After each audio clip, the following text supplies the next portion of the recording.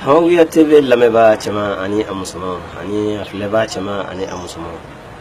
onga tonyo kumulo anga bi walala bi walanda amena kuma an karama washana hamawlo bonawka abora mo gomenuna fokase ala kirama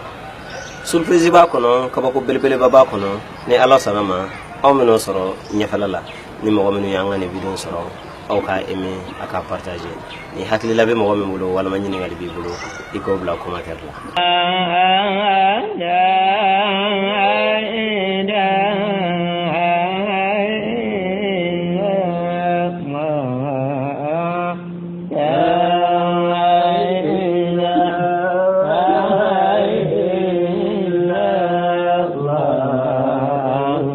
Assalamu alaikum wa rahmatullahi ta'ala wa barakatuh. Ne balmake ne balmusho. Awni aw dinge hani aw balmake do Hussein Kulbali. Hamawiya TV sanfe. Alhamdulillah rabbil alamin. Anga bi deneto walada awbina kuma an karama shana hamawlo nasabu ashraif. An karama shana hamawlo dambe abora mo minuna dambe korota ni kasi ala karama sallallahu alaihi wasallam. An karamo atawadi shahna ahmadu Allah ni ambawili himallah Allah subhanahu wa ta'ala katanga Allah subhanahu wa ta'ala ka mogotangani afa oye Muhammad Sherifi ale dalembi nyoro otemenen ko fe amoke o Sayyidina Umar min dalembi jige alhamdulillah rabbil alamin o Sayyidina Umar o bora himallah la wallahi o fana bora Sherif Ahmed o bora Muhammad la oye moke durunaye worona Seydi Sherif o kofe o bora Aminullah la o bora Muhammad Sherif la o Muhammad Sherif o bora Ahmed al-Abbas o bora Fadil la o Fadil o bora Saiful Qadai o bora Saifullah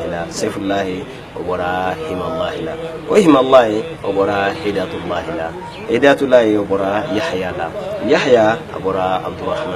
Abdurrahman bora Ibrahim o bora Idris ale bora Muhammad la o Muhammad o bora Abdul Mumin o bora Abdullah la o Abdullah o bora Muhammad bora Ahmad la o Ahmad o bora Aliyu o bora Muhammad la o Muhammad o bora Qasim la o Qasim o bora Hamud bora Maimun la o Maimun o bora Aliyu o bora Abdullah la o Abdullah o bora Umar o bora Mola Idris al-Asghar no oye Mola Idris Ficini o Mola Idris Ficini o bora Mola Idris al-Akbar la no oye Mola Idris Korbaye o de mo koye mi fas tutske no oye Maroko dugu folo ka dawlatul islamiyya sigi jamana mi a développer bara begani Allah subhanahu wa ta'ala ka alquran sharia sahalenye o wati o temenen ko fe o bora Abdullah al-Kamil o bora Hasan al-Musanna o bora Hasan al-Sibti o Hasan al-Sibti o ye ankaramo Aliyu karramallahu wajhahu ali dingaye o Hasan al-Sibti o ye amba Fatima Zahra بنت رسول صلى الله عليه وسلم على الدنكي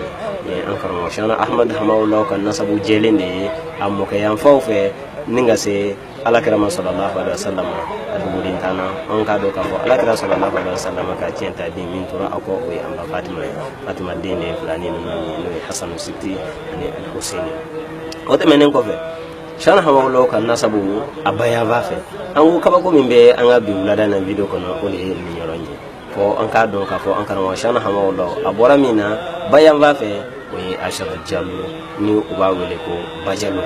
bajalo yi aywa mogote ale don ka fo ko afayeni moko warate adodu golo ka fo ko abayeni nin kuma ni abisa ka abibonye on hakli manga anga don Allah subhanahu wa ta'ala ka ko ti don du golo ka abi mu'minu ani alanya sranya jow ka ke kabako ye uye ka ke kam moko fona lajarabi mokomenu nasoro u yafo u dala ku limanena nasoro dusukuna no bena limanena ina fo akaba ko dokera ka anfa adam da kabo jila ani bokola ama fada Allah ama badala ina fo kaba ko do fana kera kan nabila Isa fana da kabo bala ama fake Allah manani Allah subhanahu wa ta'ala ka ko bele baye ay min ke an karama shana hamawlo ye ka bom musula min hadama denye atoy Ashar Jallo mogote afadon mogote abadon mogote aka kabila don ninde kabako la belebele an karamashana hamawlo ka nasabu konana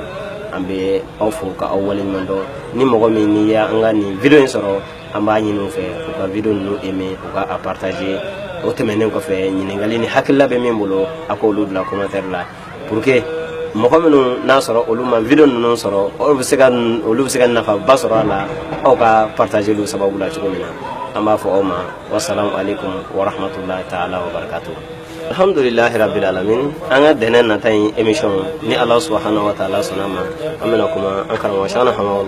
Allah subhanahu wa ta'ala ya garzige deminuna che ya von fe muso ya von fe am dabna senunu ma ka wala awye on ga famu hakela otmenen ko fe o ka abonné anga page ga ke emission na tanu o bisega ni rasoro la chugumina.